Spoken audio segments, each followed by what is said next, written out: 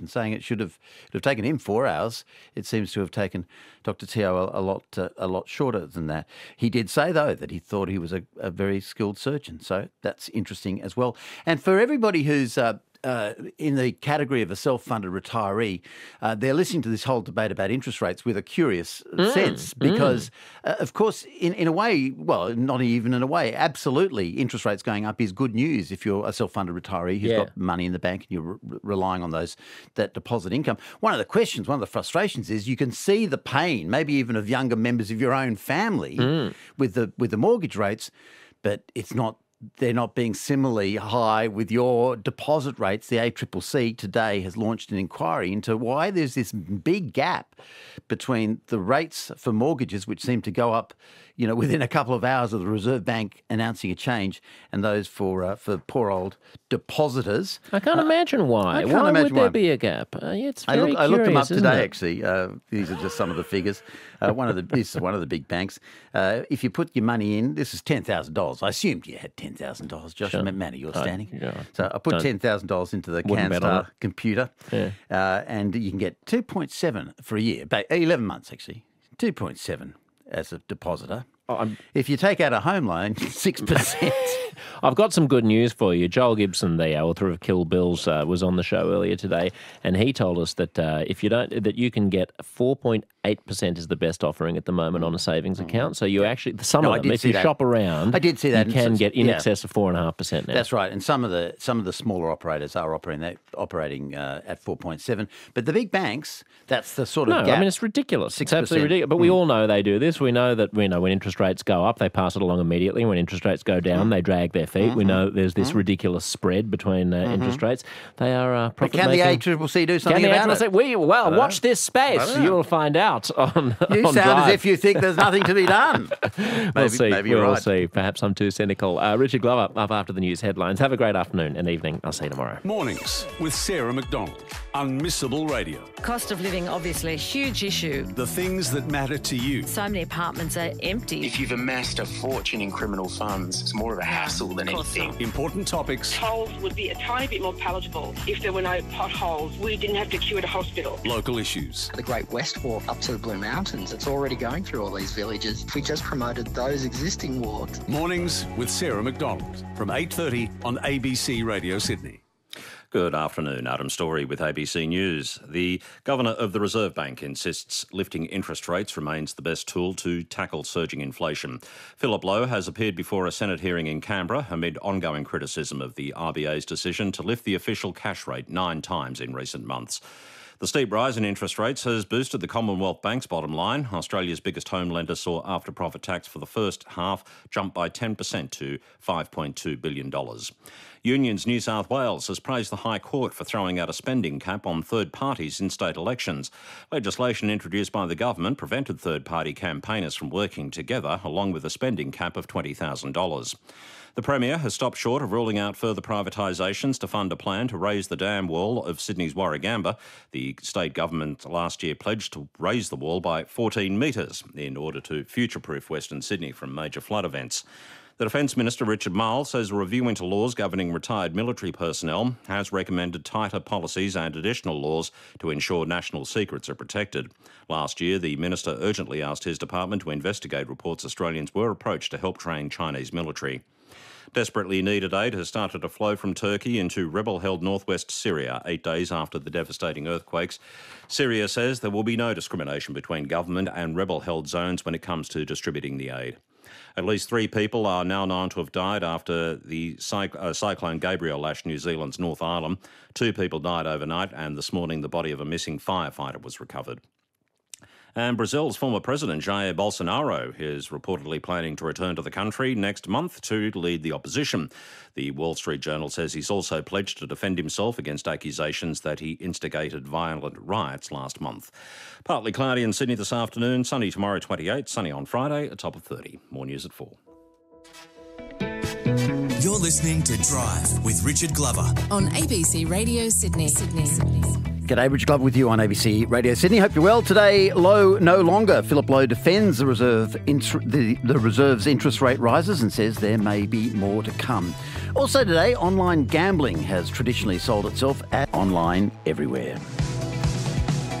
Let's check the traffic. ABC Radio Sydney traffic. And Jeff Wallace is here from the Australian Traffic Network. Good afternoon. Afternoon, Richard. On camera, multi-vehicle crash on the M4. It's at Granville, adjacent to the Church Street on-ramp. It's heading up towards Maze Hill. We've got delays back towards Homebush, past Centenary Drive into Auburn. North Sydney, a broken out truck on the freeway. He's approaching Falcon Street, lane 2. Delays behind him. Also, waterfall emergency work affecting southbound the Princess Highway at Cooraban Street. I'm Jeff Wallace from the Australian Traffic Network. Jeff, thank you very much. Now, I wonder if you, like me, read the advice column, the financial advice column in Wednesday's Sydney Morning Herald. It fascinates me, frankly, not because I've got any great questions of my own to ask, but people ask really quite normal questions about their pension and superannuation and selling a house and buying a house and what the law is. And the columnist is a really, terrific writer. It's very clearly spelt out, but it's so complicated. And the rules, I feel I'm relatively well informed. I certainly been reading this column for years, and yet I find myself entirely baffled by these things all the time, whereby if you sell this item in that order and you reverse the order and you do it this way around, you'll be 20% off or 20% worse off. And if you remove your super and you remove your money from the one I read the other day, if you remove, I think I got this right, if you remove your money from superannuation a couple of days before you drop dead, there's no tax on it. But if you leave it in superannuation, the government gets 15%. So he's saying, this guy's writing and saying, my wife's a bit unwell. Get in quick. Get her to take her money. Oh, God. And I think all the time, I never knew that rule. I never knew this rule. It's so complicated. And then you think to yourself, well, I'm not ready for retirement yet, but I think to myself, well, when I retire, I'm obviously going to have to get a financial advisor to tell me how this all operates and what I should do, and should I get a part pension, or should I get a whatever they're called? You get I think it's an annuity off your super, or should you take it as a lump sum? And I just don't know. But then I look into getting a financial advisor, and it seems that they're hugely expensive, and also you keep on reading stories in the paper about the scandals involving financial advisors, so you think, maybe I shouldn't do that. Maybe I should try to do it myself. And then you read the next column the next week and you realise it's too complicated. Is there a better way? Peter Martin is a visiting fellow at the Crawford School of Public Policy at the Australian National University. He's been writing in The Conversation about the dire state of financial advice and the availability of financial advisors in this country. And he joins us here on Drive. Peter, good afternoon. G'day. It's so complicated. And it should be. That's the first thing to say. It is a disgrace that we ask people when they're approaching 65, whatever the age is, who may not be numerate, and there's no crime in not being numerate, right? When we ask them to make really complicated decisions, we can leave that to one side, but that we're all in this situation is a disgrace, and we should have designed systems so that, well, like you said, so we don't have that complexity. It does seem as if there are so many sort of rules and sub-rules, and, it's just we've created a bafflingly complex system that requires really up-to-date advisors to navigate it at all. Yeah, someone to hold your hand. Now, it used to appear to be good, Richard. It used to be that people would hold your hand for free. You didn't have to pay them a cent. You go and see these financial advisors that steer your money into certain accounts, do that for you, check in on you if you're lucky. Certainly they'd charge you each year for checking in on you. Oh, no, not in cash, never pay them. But they would, I can mention the name of a fund just because it's gone out of business, but they might put you into BT, right? Mm-hmm. And BT would pay them, say, 0.5% of your sum each year. And bear in mind, not only does that accumulate, but because your sum grows each year, it ends up being an awful lot of money for a simple visit that cost you nothing. And they used to steer people, not all of them, but, let's put it this way. They wouldn't steer you into things that didn't pay them a commission. Okay. That's how it used to be, and that was wrong. Very self-interested. So that's why we said, okay, well, and then of course there was the Royal Commission, which revealed all terrible practices such as charging dead people for advice and all that sort of stuff. So then we decided, okay, let's change the financial advice system and bring in a law that you can't do it on commission like that model. You've got to have a fee, pay a fee, and actually there's quite a lot of paperwork to make sure you're acting in the client's interests and not in your own. Now, the problem about that, and a lot of people cheered that on, I think including people like you. I cheered it on. Yeah, it's created this incredible reduction in the number of financial advisors, and the few that are left are charging a mozza. Yeah, and by the way, there are some of them you can't get in to see if you've only got $1 million, like $2 million is the minimum. So what happened is all of these people, and, a lot of them didn't mean badly, right? A lot of them really helped people, albeit being paid through commission, left the industry because they put in all of these education requirements. Good thing, right? They said you can't receive kickbacks if you're a financial advisor. You'll have to charge up front. You can receive kickbacks still if you're a mortgage broker or you sell insurance. But financial advisors can no longer get them. And the paperwork, Richard, have you ever used a computer, signed up for an app and had to click agree? Well, it's worse than that, right? No one reads it. So what has happened, and the previous government commissioned a report on this from Michelle Levy, lawyer, and this government has now released the report, is that we now have half as many financial advisors in a country of, 26 million? We have 16,000 financial advisors. We used to have double that, 28,000. They won't see people. The typical fee, according to her report last year, $3,700. And while that may actually be less than we had to pay when the money was taken out invisibly and shoveled towards them, in kickbacks, while that might be less, it's not money a lot of people have. So her report is of the view, and she has persuaded me. It's said to be a mark of maturity to admit you were wrong. Okay, I was wrong. I was supporting the idea that they have to act in the, quote, best interests of the client. What she's arguing is that, and that, by the way, that throws out people from banks were told to not give advice. Super funds can't give advice, and they could if they went through all the rigmarole, but they don't. What she's proposing is that employees of banks, employees of super funds, be able to offer advice. Sure, you'll know, in the same way as when someone sells you a fridge in a showroom, they're being paid by the, they get money from it. But or Peter, that shirt they say makes you look handsome. Yeah, it's amazing, actually. I get a lot of admirers when I go shopping. So, and they're being paid to do it. So, but she says, and it's a subtle idea, and it's not, sort of an idea that I supported before. I was saying, no, best interest of the client, full stop. She's saying that's too expensive, too difficult to look at a client's situation every time. People should merely have to, and it should be enforced in the law, employees of banks, employees of super funds should merely be required to offer you good advice. And you can tell what bad advice is. I mean, it's really bad to tell you to take out an insurance policy if you don't have any money to do it or whatever.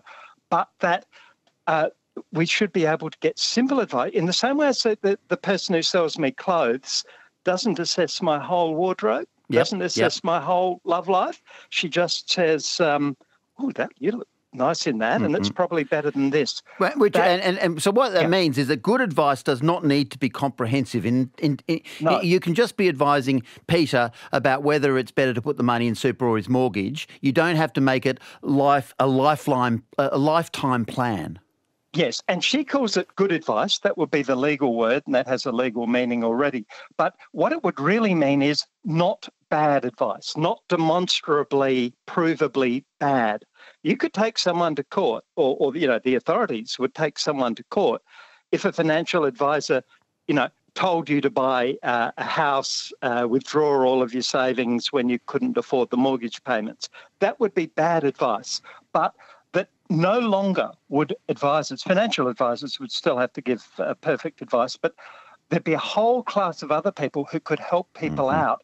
And right now, we've got nearly everyone, most Australians, are completely in the dark. I'm forming the view that that's worse than not having perfect And so advice. under this new definition, super funds and banks and so forth would be able to give limited good advice. She gave quite an emotional example from her own life, didn't she, Michelle? Yes. Michelle Levy, the quality of advice reviewer. She says she's got a daughter with a disability, she says, who does not know the difference between $10 and $10,000, and yet she's got a bank account. She wants her disabled daughter, to be able to get a bit of a helping hand from the bank to understand her finances, which at the moment is not really available. That's right. A bank teller has to say, well, look, I'm sorry, I can't comment on that. Otherwise, they're in trouble because they're not licensed and they haven't done a complete assessment. And her daughter actually, she said, has 3 bank accounts, one labelled fun, one labelled essential, one labelled something else, which she said in parentheses is a pretty good life. But her daughter doesn't know the meaning of money. As she said, her daughter doesn't know the difference between $10 and $1,000. And that was, look, I don't like being persuaded that I'm wrong. I've pushed very hard for this for 25 years for no conflict of interest. And clearly someone who works in a bank has a conflict of interest. I've pushed very hard for no conflict of interest, and I've pushed very hard for best interests. And I can now see that sort of good enough is a lot better than no advice at all. So I have today publicly changed my mind. And by the way, I didn't change my mind until I'd read her full report. Michelle Levy. The government now has to decide whether it will change its mind. Yeah. And Stephen Jones, the Assistant Treasurer, will have a consultation process. Okay, but I mean, by the sound of things, they've got to do something. They're just not anywhere near as many financial advisors available as the Australian population needs, given the complexity of the law. Peter Martin is here, visiting fellow at the Crawford School of Public Policy at the Australian National University. Just about that, the complexity of the law, the fact why unless you don't try to do something complicated, why should you need financial advice? Most people just want to, earn some money, pay their taxes, have some investments, hopefully, retire either with the help of the government or on your own. That's what we want. And yet it's so complicated. It's so complex. This is from Mary. Your conversation about retirement and money is spot on. I'm a well-educated, reasonably intelligent woman who feels totally overwhelmed by the complexities of my very basic finances, super and the pension. Penny from Willoughby agrees. It's impenetrable. I've worked as a lawyer in banking and funds management for 30 years. It's never been more confusing, with only the wealthy able to afford advice. It's time to start again. Perhaps just give everyone the aged care pension and let our progressive tax system sort out the rest. Is there any move on to try to reduce the complexity of it? The fact that the most simple question to, I think he's called Noel Whittaker, isn't he, in the Herald? The most simple question to Noel Whittaker gets them, and well written, and he's I'm not criticising him, but the most complex and baffling advice. If we were starting again, we probably wouldn't have introduced superannuation. I say that because the concessions for super cost something approaching what the pension is now. So we could afford to give people a larger pension. That would remove a whole lot of rules you needed to worry about. Everyone would get the pension. Kerry Packer, well, he won't get the pension, but his son will get the pension. Not. Of course, they'll save more because they'd want more than the pension. But everyone would get something. It would be simple. Unfortunately, we're not starting from there. And every time they sort of you tweak a rule and you introduce an unintended concept, and that's why we need financial advisors. I can't see anyone undoing super as we have it. But in the meantime, at least let your superannuation fund give you some good advice, and maybe even your bank teller give you some good advice. Oh, by the way, Richard, there is one thing to do, aside from there's an advice line. Each year now with your tax return, the ATO through MyGov reports on the performance of your super fund and recommends another one you can go to if yours is poorly performing, and it's one click. That's only come in a year ago, and that's the sort of thing we need. Right. You can just change with one click, like changing a mobile phone. You don't even need to talk to your old fund. All right, a bit more simplicity, please. But in the meantime, yes, the government will now consider this report of Michelle Levy's Quality of Advice Review. But, yeah, according to Peter Martin, it's pretty compelling that we've got to do something to ease up the number of people that can give us financial advice, given the complexity of the system. Hey, Peter, thanks so much. Great pleasure. There's Peter Martin from the ANU referring to Michelle Levy's Quality of Advice Review, which is online and, as he says, makes pretty compelling reading. 1300 222 702 is the number. On the text 0467 922 702. ABC Radio Sydney traffic. Quickly check the traffic, and then we might go over to New Zealand, where the death toll from that terrible cyclone is growing. We now have 4 people confirmed to have died in the Cyclone Gabrielle disaster. North Sydney, Warringah Freeway approaching Falcon Street, a truck breakdown there. 1 of 6 northbound lanes closed. It's lane 2. If you're in Greystanes, the M4 motorway just below the Cumberland Highway overpass.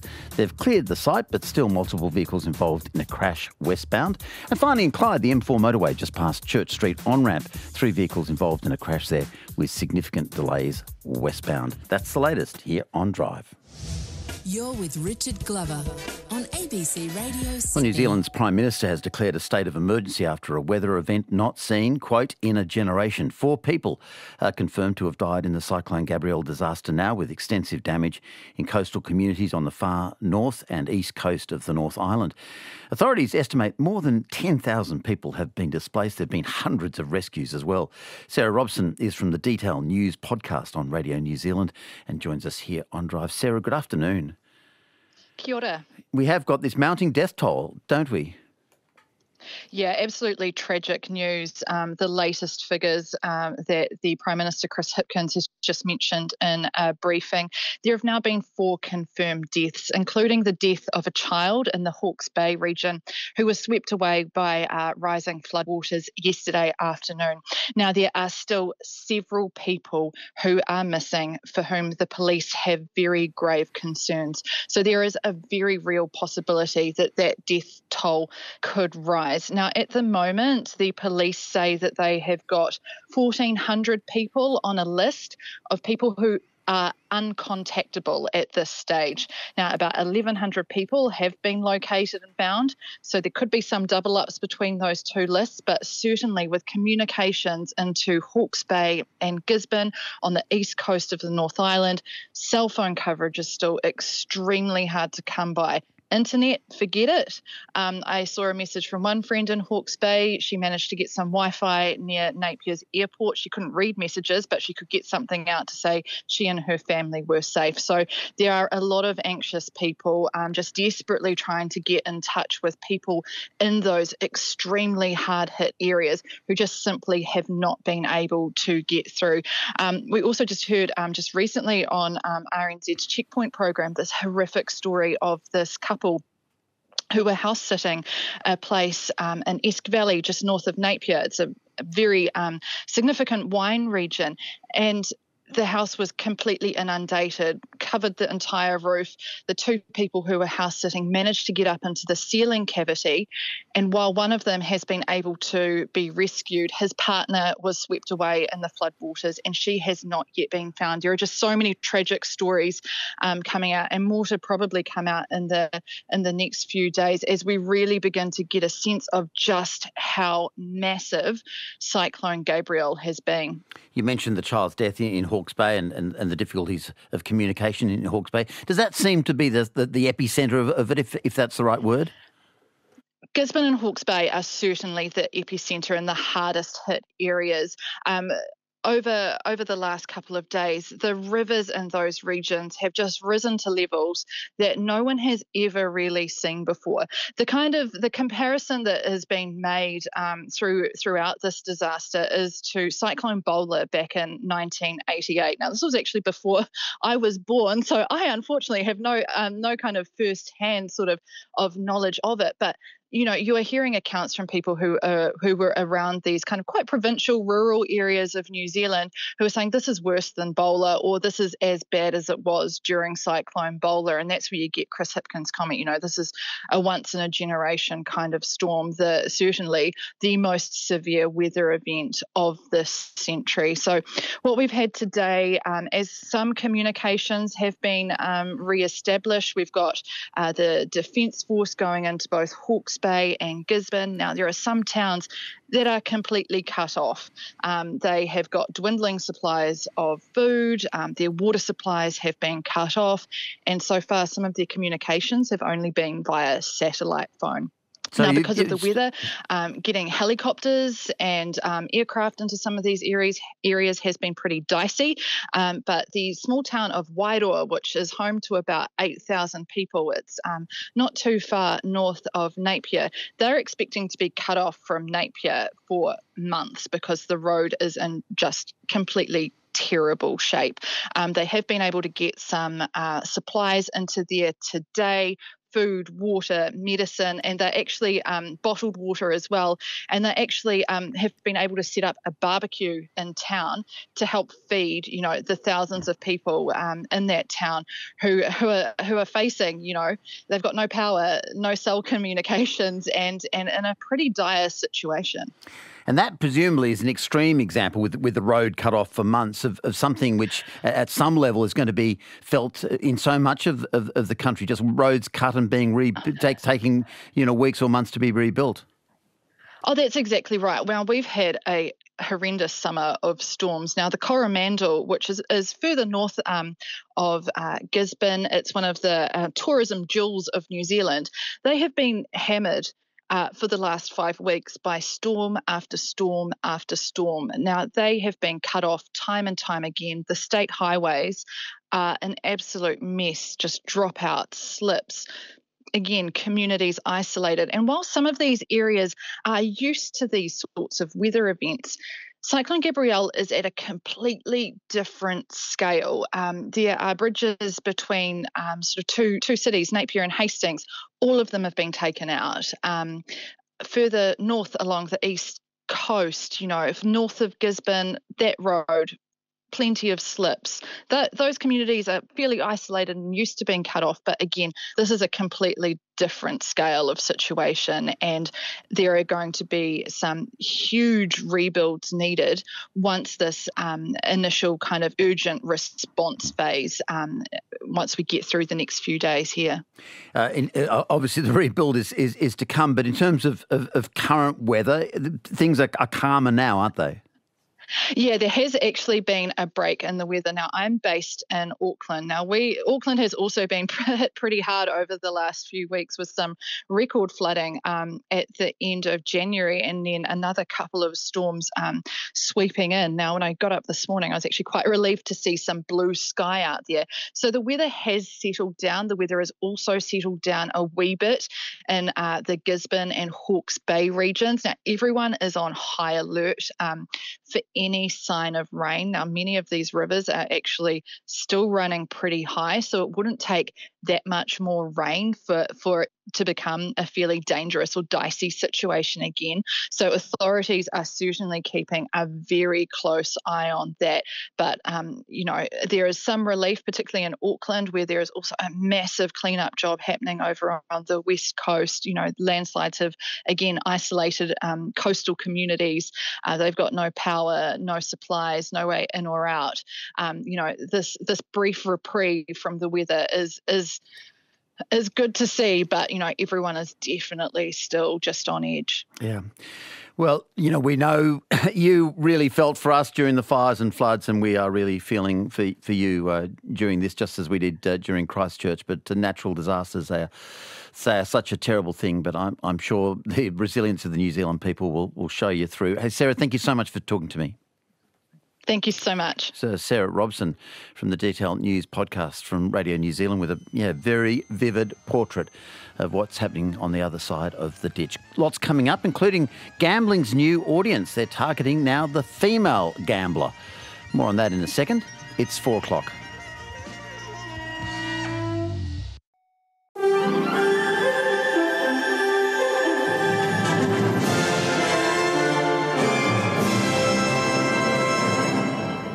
Afternoon, Adam Story with ABC News. A disciplinary hearing has heard that the rationale behind one of Dr. Charlie Teo's controversial brain surgeries was nonsense. Isabel Rowe reports. Sydney neurosurgeon Charlie Teo is fronting a professional standards committee over complaints he should not have operated on 2 brain tumour patients in 2018 and 2019. Dr. Teo allegedly told one woman she had a 5% chance of death from surgery, but another neurosurgeon called as a witness says that was falsely low and there was no benefit from such a surgery. Another surgeon said the rationale for operating was nonsense. Dr. Teo maintains he has many grateful patients. He's fighting to have restrictions on his medical licence removed. 2 people are missing in a mine incident in northwestern Queensland. Emergency services are on their way to the Dougal River mine site, 70 kilometres northwest of Cloncurry. The Dougal River predominantly produces zinc concentrate with byproducts including lead and silver. It's an underground mine wholly owned by MMG Limited. The mine employs about 500 people and contractors in a mix of fly-in, fly-out and local residents. A child's body has been recovered in New Zealand's North Island, taking the death toll from Cyclone Gabrielle to 4. Police say they believe the child was caught in rising floodwaters yesterday in the Hawke's Bay area. Much of the island has been battered by heavy downpours and gale force winds, causing severe flooding and landslips. An airbase manager in Hawke's Bay, John Hayes, says rescue crews have been stretched to their limit. So the last 24 hours has been pretty busy. Obviously yesterday was a major rescue effort, recovering literally hundreds of people off roofs around the Hawke's Bay area. The Disability Royal Commission has heard a major disability service provider has improved its training since the Commission heard evidence about abuse and failings at a day program. Today, Chief Executive at Ford, Joanne Toohey, was questioned about what had changed at the organisation.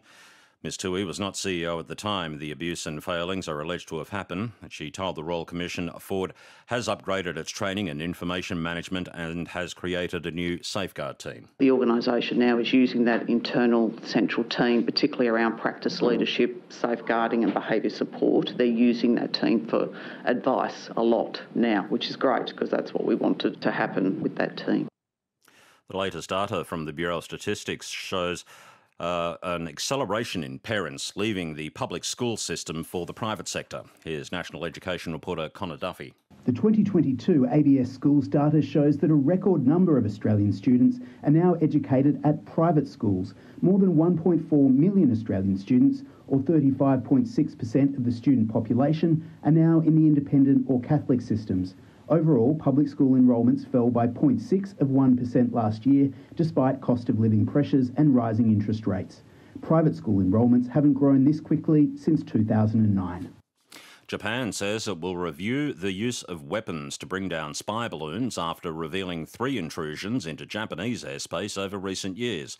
North Asia correspondent James Oaten reports. The Japanese government says after reanalysing past cases of unidentified flying objects, it now strongly suspects 3 Chinese balloons flew over Japan in 2019, 2020 and 2021. The government's called on China to verify the facts and ensure it doesn't happen again. Japan's military can only use force for self-defence or emergency evacuations, but the Ministry of Defence says that's being reviewed. It comes after the US shot down a Chinese balloon earlier this month and 3 other high-altitude objects. James Oaten, ABC News, Tokyo. US air safety officials have launched an investigation into why a Boeing jet unexpectedly lost altitude and nearly plunged into the Pacific Ocean. The United Airlines flight had taken off from Maui in Hawaii in December when it suddenly plummeted 400 metres. It then stabilised at just 230 metres and went on to land safely in San Francisco. The board tasked with investigating plane crashes will release a report on the incident in 3 weeks' time. In sport, Toby Green has been announced as the sole captain for the GWS Giants for the upcoming AFL season. The 29-year-old was part of a three-man captaincy group last season. Green has had some controversial on-field moments in his decorated career and says he's had to learn a lot to be elevated into the captaincy. Yeah, it certainly wasn't linear from day one. I've had a lot of learnings along the journey, and had a few stuff ups as well, and learn a lot more from them than what you do otherwise. A shower or two on the north coast this afternoon, fine and mostly sunny elsewhere, partly cloudy in Sydney, sunny tomorrow, 28. It's 4:05. You're listening to Drive with Richard Glover on ABC Radio Sydney. G'day, Richard Glover with you on ABC Radio Sydney. Today, Lowe no longer. Philip Lowe defends the Reserve's interest rate rises and says there may be more to come. Also today, online gambling has traditionally sold itself as an everywhere. You're talking about how complicated financial rules are, things like the way the superannuation system and the pension system and the tax system all kind of operate together, and just how difficult it is. Actually, Mary puts it well. I have no argument with the rules, she says. The problem is knowing what the rules are so you can follow them. For instance, CSI was retired, had an excellent financial planner. He set up my superannuation, but then he retired. I tried to clarify with Centrelink, possible part pension, but kept getting conflicting advice, so I decided to email Noel Whittaker. He's the guy I mentioned who writes the column in the Herald. He kindly and promptly provided the answers to my questions. Thank God for him, because the Centrelink staff were as confused as I was. Thanks to that Wednesday column, I applied for a Commonwealth Seniors Health Card, says another listener. It took a whole day to fill in the application form with various documents, and then I had to find more documents from my super fund, which I was then told Centrelink already had. I think it's a deliberate policy to discourage people from getting what is their right to have.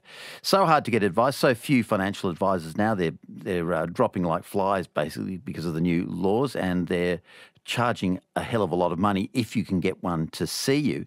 That's the problem we discussed with Peter Martin. One little idea, actually. This is from Greg he sent it to me on Twitter. He says, I'm following the financial advice segment. I'm reminded of Nick Bruning's segment on nightlife. He's part of the Certified Independent Financial Advisors Association. That's a valuable resource for listeners. So, yes, it's great that Nightlife does that. Ring in. Nick might be able to help you with your problem, or you can write into the Herald, and Noel might be able to help you with it. But really, should we be necessarily relying on newspaper advice columns and radio advice columns with these basic questions? Couldn't either the system be easier or the ability to get advice be somehow streamlined? It's currently 4:08 here on ABC Radio Sydney. When you think about gambling ads targeting young people, what's the first thing that comes to mind? I guess it's a narrator with a blokey voice who uses the word lads and talks about having a pint and a punt with your mates. Well, online gambling companies are now trying to target young women to maximise their client base. This according to researchers, and they're going about it in new ways. For example, there's this TikTok which was posted in the lead up to the Super Bowl. All right, now for the only Super Bowl bet that actually matters, what song do we think the Queen is going to play first? Not going to lie, I genuinely couldn't care less about football, but I do love a good Super Bowl party and a good halftime show. However, this year I'm going to do something to make it a little bit more exciting. I'm going to be betting on the game through Bodog. Bodog has made it so easy to figure out how to bet, and I'm feeling pretty confident that I might actually cash in this year. Even if you don't care at all about sports, they're actually going to be opening markets to bet on Rihanna. Plus, you bring out ASAP, odds on the first song, and I just think that makes game day 100 times better. Check out the website and good luck. Okay, if you don't want to bet on football, what about on what song Rihanna is going to sing? That's a TikTok posted on the platform by creator Marina Santa Rosa, promoting a US gambling company. Dr. Simone McCarthy is from the Institute for Health Transformation at Deakin University and joins us on Drive. Simone, good afternoon. Hi, Richard. Thanks for having me. This is one tiny sign, but among a lot of others, that just in the way people might remember during, when cigarettes were so common, there was a real move to suddenly start selling cigarettes to women, and there were women's brands and brands that were, Virginia Slims was targeted to feminist women even. This seems like a similar moment. Yeah, you're exactly right. Tobacco, when these companies saturated the male customer base, they started designing female-specific products and advertising heavily featuring women, which is exactly the same strategy that the gambling industry is using, designing these betting markets in line with women's interests. And this is a new warning that they are coming after a new customer base. I thought gambling ads were banned, I don't know about America, but here anyway, were banned on places like TikTok. Yeah, so despite TikTok's Australian ad policy prohibiting ads sponsored by gambling companies, an Australian sports betting company recently received permission to run a series of ads on TikTok. And these appeared around the same time as the Spring Racing Carnival. And they've just popped up again more recently, advertising these novelty betting markets, which allow you to bet on things like reality TV, global events, and award shows. Really things that align with what women are interested in, appealing to that market that might not be interested in betting on sport. Okay, let's listen to an example of the game. Again, it's a TikTok on the Sportsbet platform by a Sydney-based influencer. Okay, apparently this is jockey called J-Mac. Yeah, J-Mac. And he is apparently the best of the best, according to the Sportsbet app, and he's going to be wearing blue. So I thought, why don't we do a little matchy match and be front of mind? When guys see us, they'll be like, oh my God, picked a winner. Oh, fascinators are just like so expensive. Do people even wear them anymore? Yeah, so fascinators might be the subject of a speciality bet. So is there any sign that it's working? The market is still probably mostly a male market, is it not? Yeah, absolutely. We know from the data that participation rates for women are roughly the same as men, about 70%. Of women engaging in gambling at least once a year. And recent prevalence data shows that it's about 2% of women betting on sport. But in our research, we've talked to lots of young women over the last couple of years who are increasingly engaging in betting. And this is only growing as gambling becomes more normalised for women. So they're definitely gambling with their friends around times like the AFL or NRL Grand Final, betting with their boyfriends as a way to do something together and connect. So that it's really normalised among this kind of next generation of young people, both women and men. Yeah, and it'll be interesting to see whether this novelty betting will be the gateway for them, so that they might bet on who's going to win Australian Idol, but then the next thing is they'll start betting on the more conventional sports betting and horses and things like that. Yeah, absolutely. This advertising really prompts women to sign up to a betting account to be able to bet on something like the Bachelor finale, something they feel confident in. But what happens below the line is the gambling company is able to send them text messages and emails to nudge women to engage in gambling more regularly. And this might make it seem quite normal to gamble, therefore creating a whole new customer base for the gambling industry. Okay, in other words, once you've made one single bet, maybe on something big in your mind, like the Australian Idol grand finale, you might be thinking this is a thing you're going to do once a year, but they've got your details there and they're going to be nudging you. Yeah, and there's also a range of different gambling environments that young women are attending as well. So as well as seeing the advertising on things like social media, it's also quite normal for women to attend horse racing events. They're attracted to the glamour and the dressing up of these events. And women in our research say that when they attend gambling environments, they feel a pressure to gamble in order to fit in with their social group.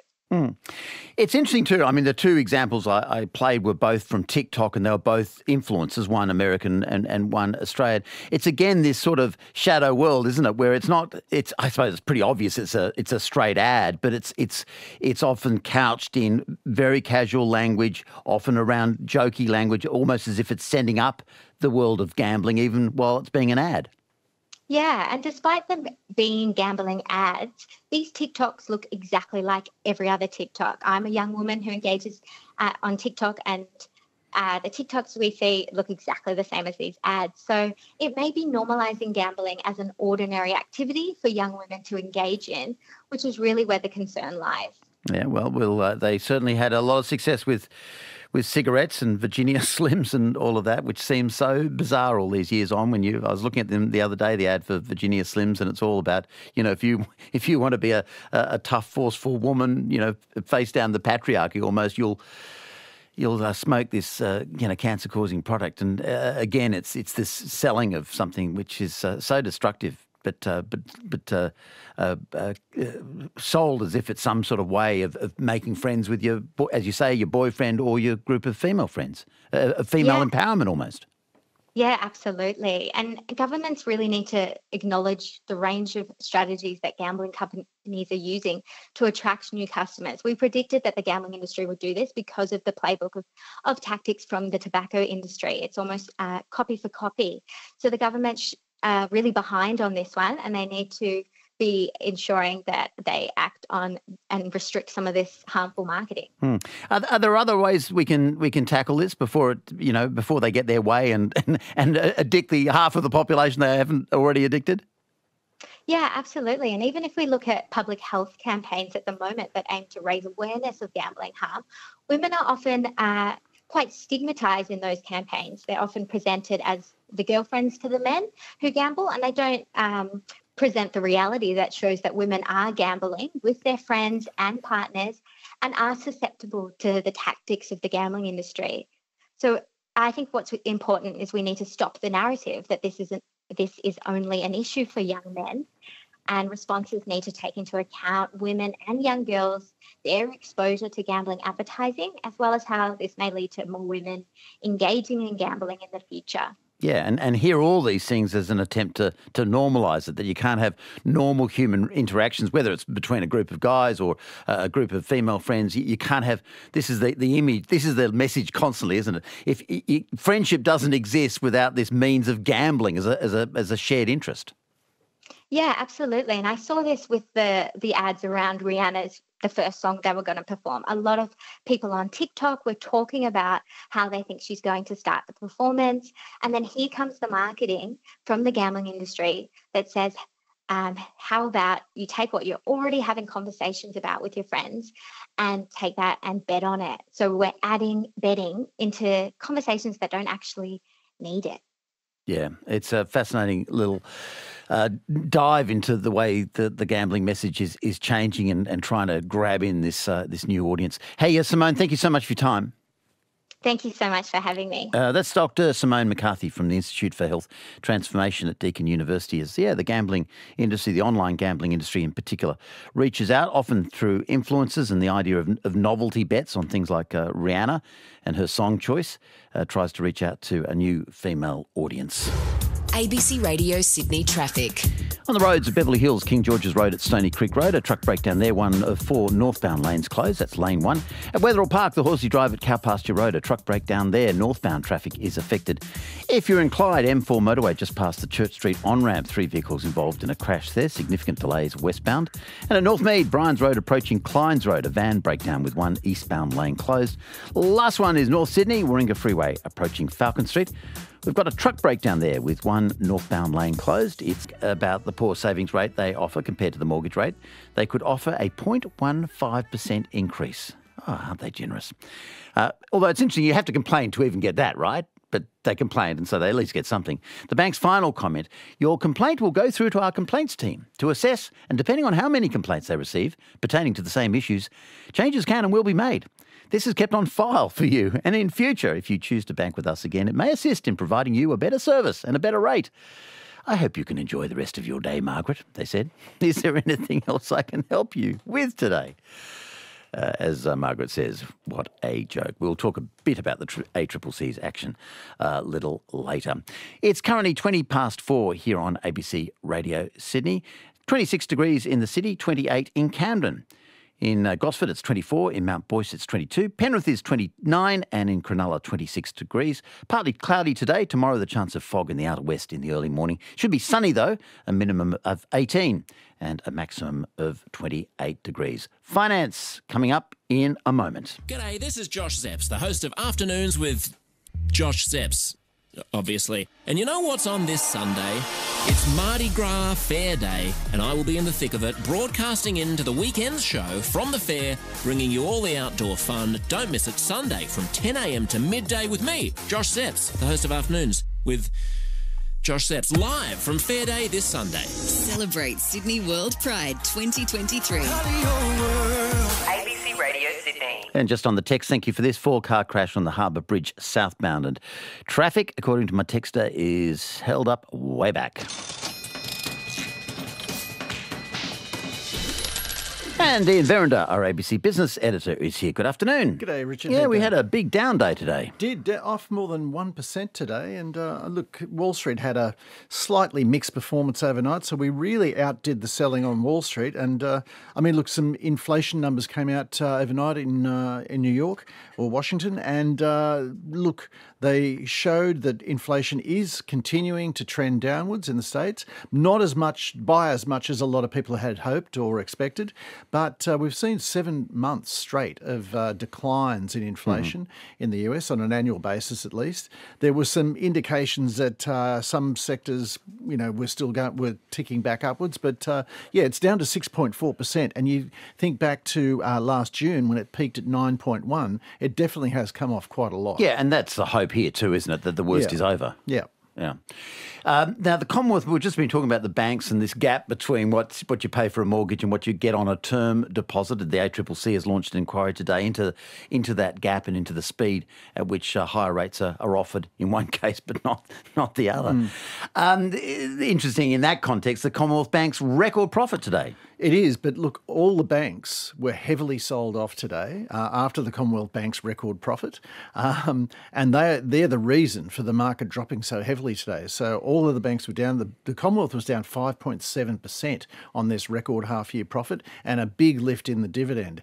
And it's all because a lot of analysts have taken the view that what's known as the net interest margin, that's the gap between what they pay for deposits and what they charge to lend out in loans, that gap has peaked and it's actually going to start to narrow. Okay, why? Why will it narrow since they've been getting away with it?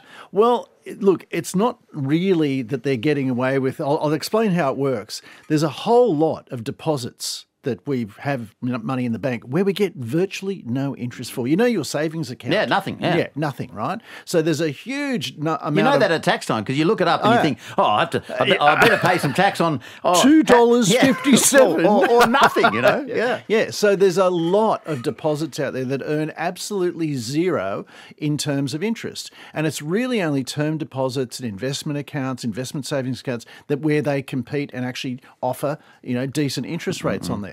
So when interest rates are falling and the banks are cutting, mortgage rates and everything, you've got this whole rump of money and deposits that they don't have to pay out on. So the margins get squeezed right down because they can't drop the lower, all their deposit rates. Now, when it's already zero. Yeah. So when it's moving the other way, such as now, and interest rates are rising, you've got a whole lot of money that they're not paying out on, and they're lending out on money at a much higher rate. I mean, look, banking is the same as selling apples or anything else.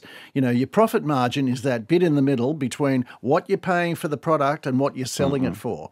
And so, but there's supposed to be competition to stop that. That's the theory, isn't it? Yeah, I know. That's the theory. That's right. So the competition, though, is all around this. It's all around term deposits, and it's all around deposits where you lock your money in for a certain period of time, where there's restrictions about how much you can pull in and out. Whereas a savings account, you can go down and pull it all out, whatever you want to do. So look, if you break a term deposit, you actually give up the return that you're getting there. So it's all about those. And restrictions. I think the other thing why it's an imperfect world is that you tend to be sticky to your own bank because it's easier. So you don't. I was looking today at the term deposits, and I think Westpac and Commonwealth Bank. If you this is $10,000 for a year, Westpac is offering 2.7. I think I looked up on CanStar, but the small institutions are offering 4.2. So, but can someone be bothered, I suppose, having to prove their identity with another institution, putting the money in there, and the difficulty that they haven't got access through their ordinary bank account? If you walk into your bank and you say, I'm going to go and go to this other mob and get 4.2, I'll bet you suddenly get a better rate, Yeah, better rate. But my texter said she did that today and with one of the big banks, and she has got a better rate. It's up by 0.15%. Oh, okay, right. 0.1. There you go, better than nothing. Better than nothing. But look, there's loyalty earns you nothing, right? Yeah. And it's a proven fact that it's new customers that get all the showered with gifts. Whereas if you're a loyal customer and you've been there for half a century, it's you're bolted on, you're not going anywhere. We don't have to do anything for you. Give him $5 and a tap on the bum. I mean, one thing though about this, everyone's talking about the mortgage cliff and so forth.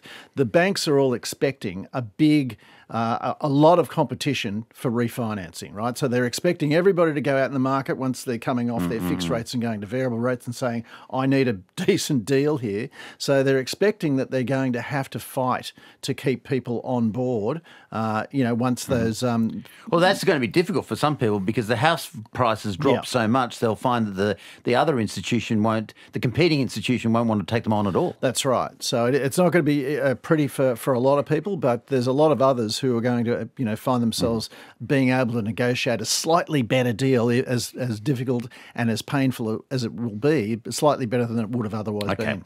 So, I granted the market says that things are going to be slightly tougher for the banks, bring out world's smallest violin. But still, break it to me. What was the Commonwealth Bank's profit? It was $5.2 billion for the half year. So they're well on... half year? Yeah, that's right. So they're well and truly on the way to break into double figures here for the full year, $10 billion. Yeah, all right, $10 billion. Now, Philip Lowe pleading his case at Senate estimates, of course. I've got to say to you, Richard, that, having watched it today, it's quite remarkable that the level of intelligence from some of the people who are our elected leaders...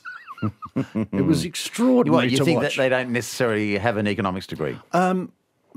Economics degree, high school diploma, I don't know. It was extraordinary to watching some of it. But the questions he was asked? Yeah, they were stupid sometimes. Yeah, sometimes. Yeah. Right. But I think he actually gave us a fairly good account of himself. I mean, he did make the point. He said, look, I'm not the Reserve Bank, I'm one of the people who sits on the board. And he said, I know it all comes back to me all the time and I'm the one to blame, but, I'm not the only one making a decision here. We sit down, there are 9 of us sitting around that boardroom table and we all make a decision and we all go through all the information and we do what we hope is the best for the country. And he said, look, we have got it wrong, but hopefully we'll be able to navigate our way through this. But and I guess the other thing he said, which is not part of the debate for some reason, is how bad inflation is. Everyone's aware of the pain now of high interest rates, and it is incredibly painful for those people with mortgages.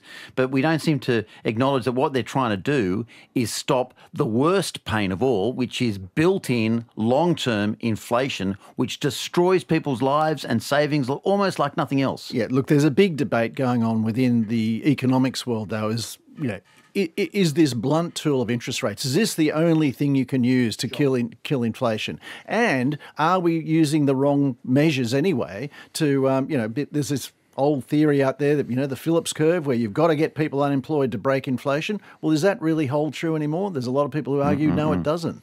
And so the problem is with this lag that's involved in it all, you're pushing interest rates higher and higher. You're not really going to get you're slamming your foot on the brake and the economy is not going to really slow down for another 6 months. Have you hit too hard? But the trouble is that a lot of that's a great intellectual argument. I read the excellent piece by one of your colleagues in the Herald, in the ABC website, talking about some of the various methods and quoting an essay that John Maynard Keynes wrote in 1936 or something. A lot of these other methods, they're intriguing, but they can't be brought in tomorrow. So some people say, okay, the much better method would be put up the GST, for instance, because then you tax everyone's spending. If you if your aim is to reduce spending, put up the GST. Well, that's fine. I think that sounds very sensible, but that's not going to happen.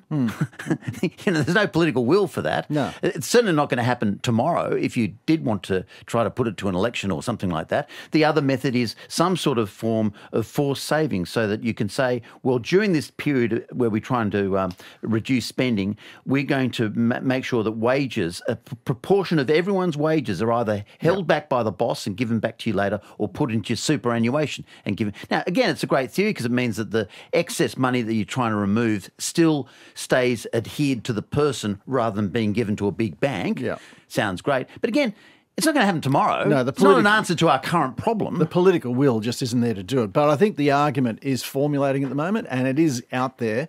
I mean, there's a very small percentage of people who are going to be hit very, very hard by these interest rates. And is that really the way to do it? To, inflict all the pain onto just a small section of the population, mostly young people, by the way. Yeah. And, if you're older, if you're our age and, you've reasonably, settled, you're fine. I suppose all I'm saying is that, yes, that's all absolutely true, but it's no good suggesting solutions to this, which in practical terms are either never going to happen in this country, or if they were to happen, would take years to install. Yeah, well, but... it's a great argument to have, an interesting argument to have. Yeah, I know. Well, it's got to start somewhere, though. But in practice, we can't engineer things so we say, okay, take off the foot off the brake entirely, and if people have to walk down the roads with wheelbarrows of money like Weimar Republic, well and good. I mean, that's no good That's either. all we've got at the moment. That's all we're using. We're only using interest rates to try and keep this in check. I guess the argument needs to be, though, is this the only way to go? And I think things do change. We do go through these, periods of, here's the intellectual framework, and this is what we're going to do, and then it slowly shifts across. But with something like pulling down the trade barriers, for instance, the tariff walls, that's a debate that took 15 years or 20 years to go from the thought columns of the ABC and the Sydney Morning Herald to policy. Yeah, I know. Yeah. And then we probably went too far.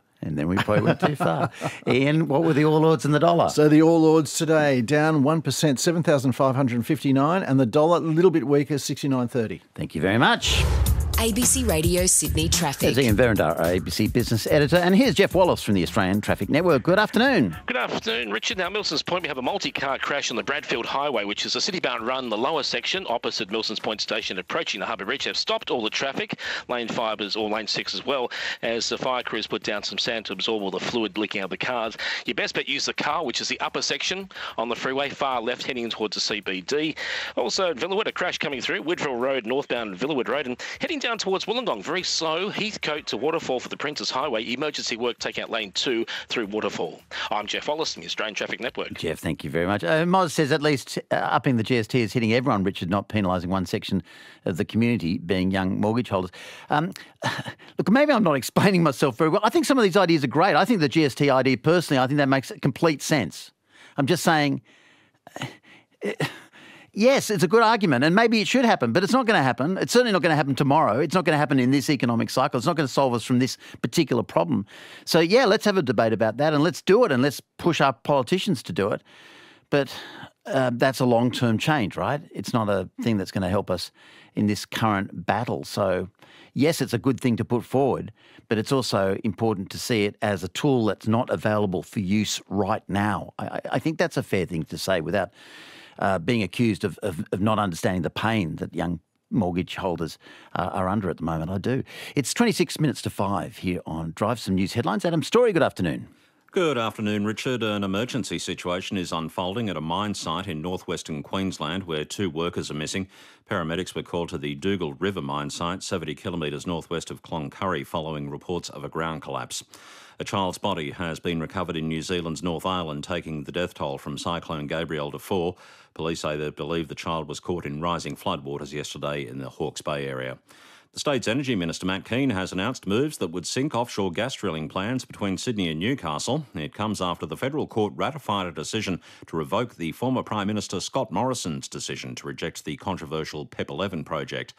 And Defence has revealed it's examining ways to make Australia's next fleet of warships more lethal. A recent audit has criticised progress on the British-designed Hunter-class frigate program, warning they could be outgunned by enemies. More news at 5. Available now on ABC Listen. Enjoy our library of great Aussie audiobooks all summer long. Free to stream on the ABC Listen app. With a collection of fiction and non-fiction titles, including Kitty Flanagan's 488 Rules, The Thankless Art of Being Correct, and bridge burning and other hobbies. The difference between me and every other cute kid, however, was that I had a dad who worked in advertising. A great range of ABC audiobooks. Free to stream on the ABC Listen app. Yeah, the day in politics with David Spears in just a second. The forecast for the rest of today, a slight 30% chance of a shower, mainly in the coast. Oh, actually, that's for this morning, so that's we're past that. We're past that. We'll just do the current temperatures, I think. 26 in the city, 28 in Camden, 24 in Gosford, 22 in Mount Boyce, 29 in Penrith and 26 in Cronulla. Tomorrow, the chance of a fog in the outer west in the early morning. Sunny with a minimum of 18 and a maximum of 28. Friday, mostly sunny, light winds becoming northeasterly, 20 to 30 kilometres during the day. On Saturday, a sunny morning with a chance of morning fog in the west, the chance of a thunderstorm in the afternoon and evening. And Sunday, a minimum of 21, a maximum of 29, partly cloudy with the chance of a thunderstorm later in the day. Tom Saunders will have a full full forecast for you at about 5:30. 1300 222 702 is the number here on Drive. Just this weird story from the United States.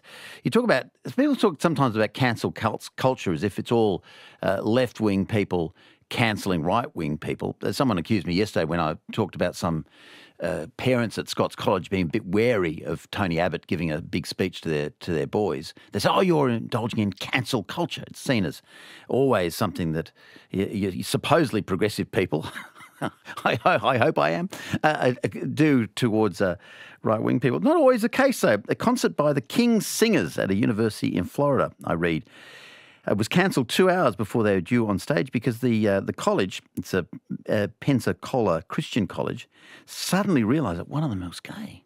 They're an a cappella singing group, and rumours started spreading among the students that one of them was gay. And this got to the parents, and the parents urgently, got onto the school authorities. And this is this group that was formed in Cambridge back in 1968. It won a Grammy in 2009. Absolutely famous. They perform around the world, and they were about to go on and said, no.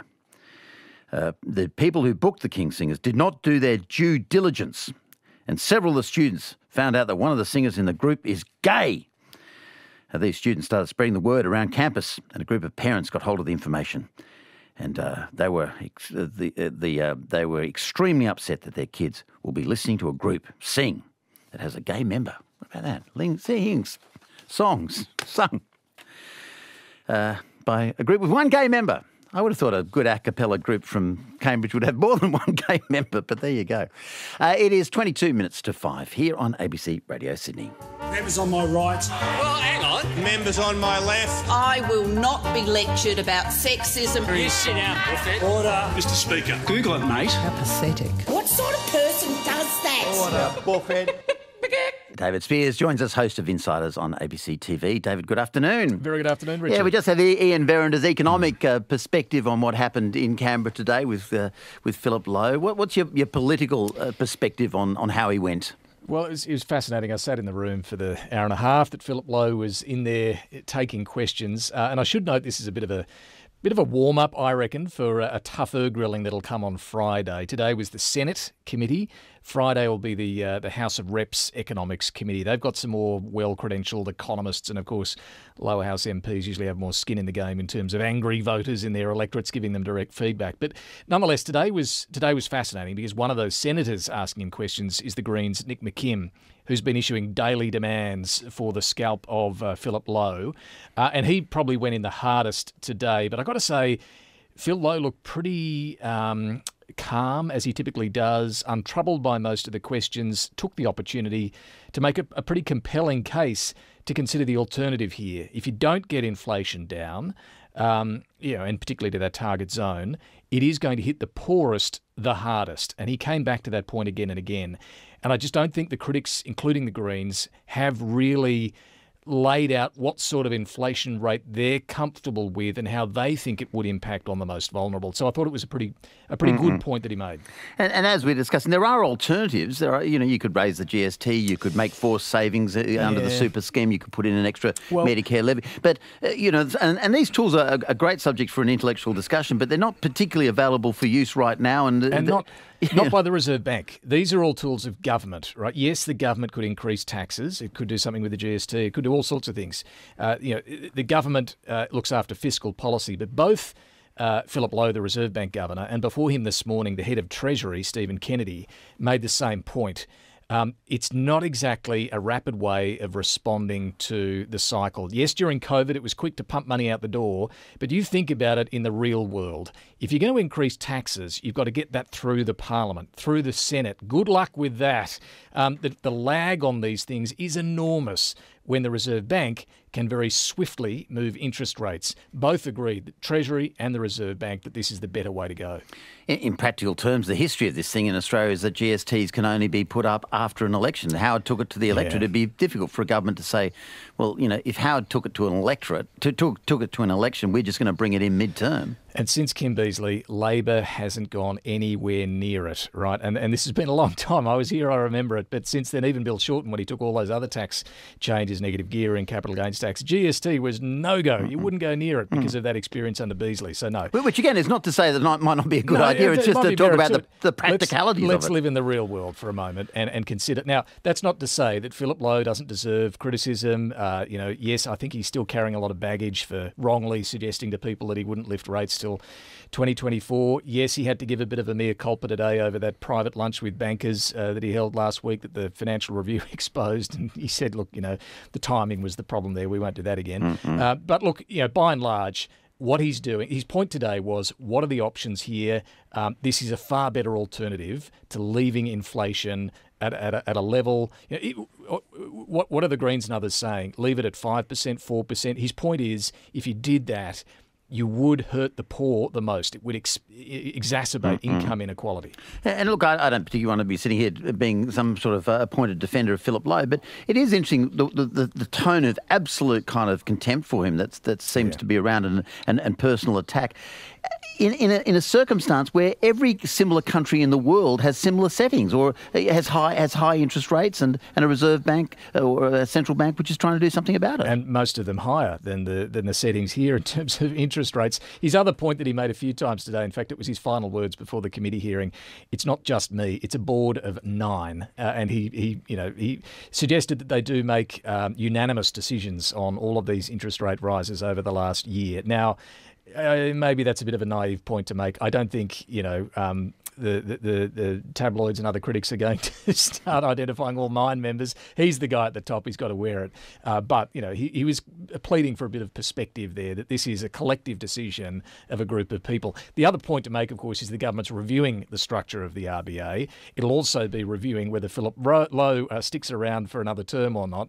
That'll happen in the coming months. We could see quite a change to the structure of the Reserve Bank. Yeah, David Spears is with us. Let's listen into the RBA Governor, Philip Lowe. He says that raising interest rates works much faster than fiscal policy to address surging inflation. At the moment, aggregate demand growth has been too strong, and interest rates are part of the way that we bring that back down again. Interest rates are a nimble policy tool. They're a blunt policy tool, but they're nimble. The received wisdom over recent time is that fiscal policy, most of the time, is it not as effective as managing the cycle. Because if you're going to have fiscal measures introduced, it has to go through the House of Representatives, the Senate, and that takes time. That's Philip Lowe from earlier today. Governor Lowe also mentioned that he shouldn't be considered solely responsible for these decisions, as David mentioned. It's not just me making these decisions. There are 9 people based on the advice of a large staff. So that's the world we operate in. I'm not complaining about it. That's our job, and it's unpopular. And I accept that. That's why the central bank is independent in its decision-making from the political process. It's easier for me to do unpopular things than it is for maybe some of you. I don't know.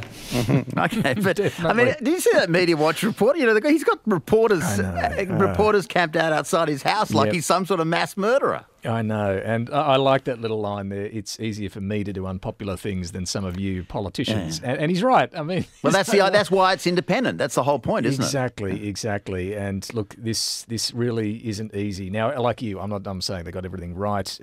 Maybe there is a case for pausing for a while to see whether inflation is going to come down. But I think he did make a powerful point today that we cannot leave inflation too high. It's way too high now. But even if it settles around 5% or so, that's historically still going to be a problem. So, yeah, I thought that was a point that he made well today. David Spears is with us, host of Insiders on ABC TV. Meanwhile, the Greens are attempting to get a moratorium on new coal and gas plants from the government. They've always had this kind of uneasy relationship. They want to not be blockers as they have possibly been in previous administrations, but they also want to try to push the government a little. Yeah, and this comes back to, I guess, memories of 2009 when the Greens blocked the Rudd government's CPRS, the first iteration of an emissions trading scheme in Australia. Didn't get through because the Greens and the Abbott opposition, the coalition, opposed it, and we didn't get anything done really on meaningful climate action for years after that. So those memories are still there. Look, what we're talking about here with the safeguards mechanism, this is the main pathway for the government to achieve its climate targets of 43% by 2030, net zero by 2050. And if they can't get it through, well, they're in all sorts of strife. So look, the coalition have said no, they're not going to back it. Despite the fact that every business group reckons they should. This was actually the idea of the Business Council to do it this way. For the Greens, well, look, you can sort of see where they're coming from. They've got a pretty clear line: no new coal, no new gas. But, does that mean blocking this altogether? They haven't quite said they would go that far. The argument from the government, well, look, do this, we can have the argument about going further, but at least let's get this in place. And I guess the argument, some people say that we can't,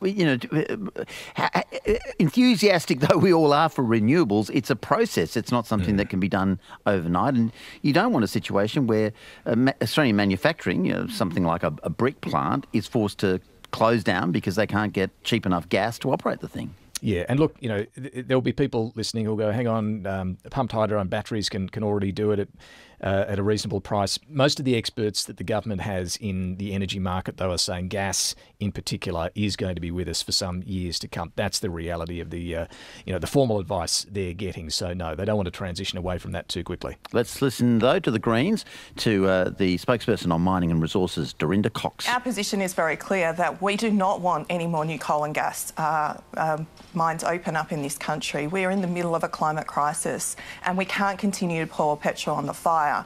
We want to work with the government and we've offered to pass this legislation, but we need to see real action on there being no new coal and gas opened up in this country. We'll continue those negotiations. This has been a very kind offer that we've put on the table to the government to overlook other components of this legislation. Well, there you go. A kind offer, says Dorinda Cox. What does the opposition say? Well, actually, let's listen from the government first. The Minister for Climate Change and Energy, Chris Bowen, says the government is open to negotiation but won't compromise on their election mandate. Look, I found the Greens obviously throw both the climate change bill and the energy relief package willing to talk on matters of good faith. There are matters we disagree with. They're different political parties, with different agendas. We respect theirs and they respect ours. Where we can come together, we'll continue to do so. Ultimately, they have a party room. The leader of the Greens can put a position to his party room. He knows how to navigate through his party room better than I do.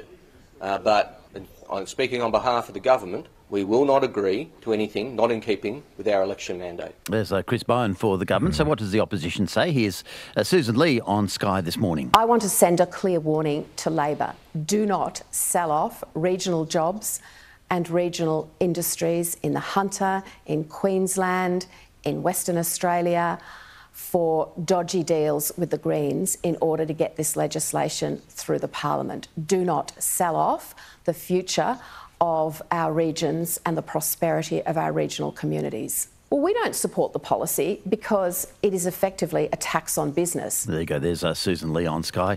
We're with David Spears from Insiders on ABC TV. David, the other big story today, really this month are these swirling allegations that in the UK and Australia that there may have been instances where former ADF personnel have gone to China to train particularly pilots in the operation of military aircraft.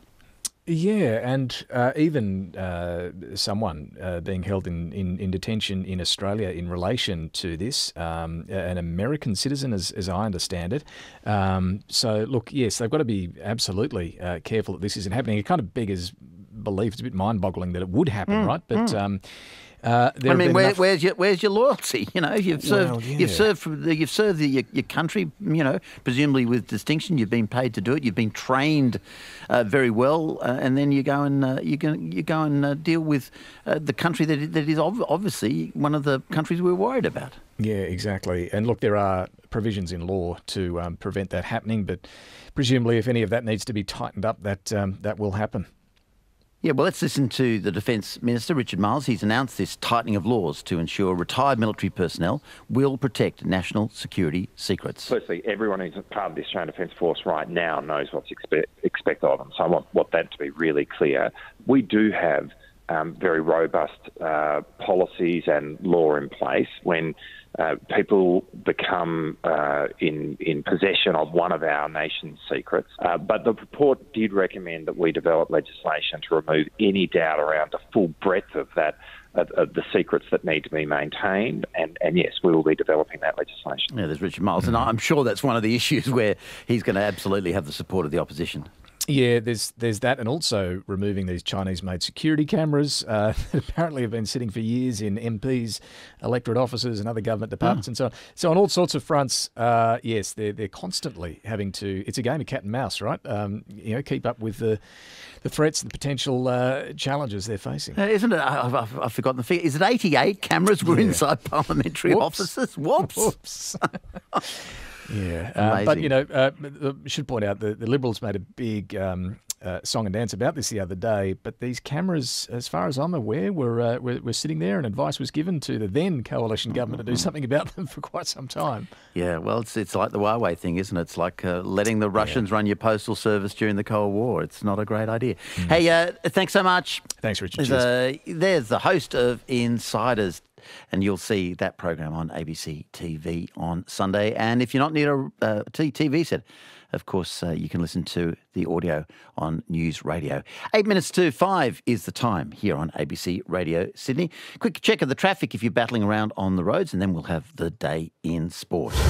ABC Radio Sydney traffic. Oh, a fascinating Self-Improvement Wednesday coming up at about 5:15. We're going to go back to the world of ancient Rome and talk about how education was done in ancient Rome. We'll talk a bit about primary schools and boys and girls and all of that sort of stuff. But we're also going to talk about what happened in secondary school, which was an intense focus on what you could call mock trials, in which they'd kind of be... They'd represent lawyers dealing with various crimes. But the crimes were made up, and the law was made up too. It was all set on this sort of fantasy kingdom that they created, with its own laws and its own problems and its own principles. Why was that chosen as the way to teach young Romans, how to be good citizens? That's your lesson in Self-Improvement Wednesday at about 5:15. Currently, 7 minutes to 5. Not too bad on the roads. Milsons Point, Warringah Freeway, just past the High Street overpass. 4 vehicles involved in an accident there. 1 of 4 southbound lanes closed. That's lane 5. And at Beverly Hills, King George's Road at Stony Creek Road, a truck breakdown with 1 of 4 northbound lanes closed. That's lane 1. That's the latest here on Drive. The quest for the big brass mug continues. On the new season of Hard Quiz, award-winning comedian Tom Gleeson is throwing down the gauntlet to some new contestants. You made that sound really creepy. And challenging some more unusual expert subjects. Just when you thought things wouldn't get weirder, Sam, colonoscopies is your expert. The new season of Hard Quiz. Nothing's weird on this show, mate. Wednesday nights on ABC TV and streaming on ABC iView.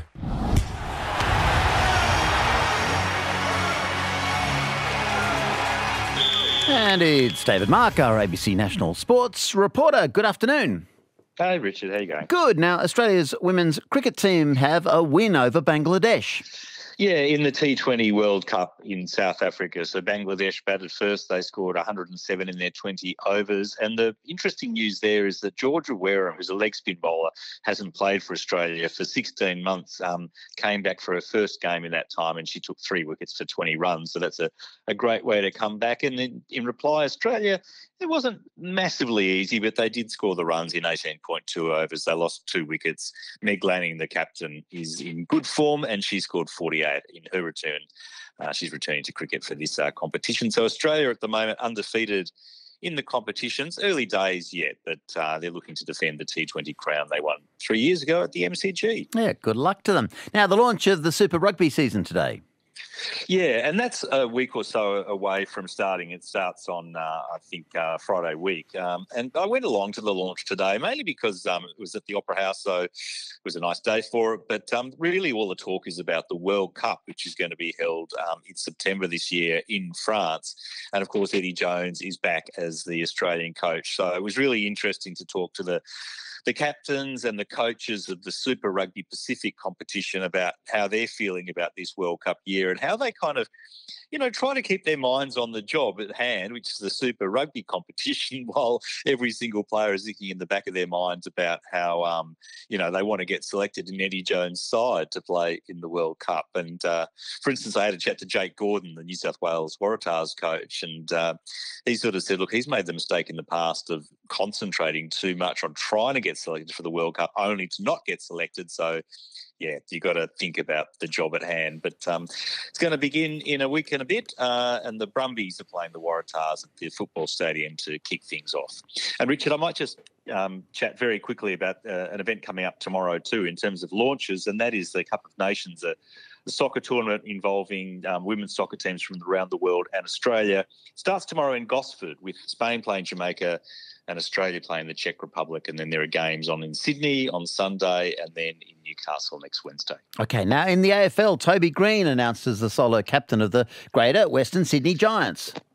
Yeah, this is an interesting one because Green was a co-captain last year with Stephen Coniglio and Josh Kelly, and prior to that, Coniglio had been a sole captain. So there were three captains, but new coach this year at the Greater Western Sydney Giants, and he, Adam Kingsley, has decided basically, no, we're just going to have one, go with the old model, and it's going to be Toby Green.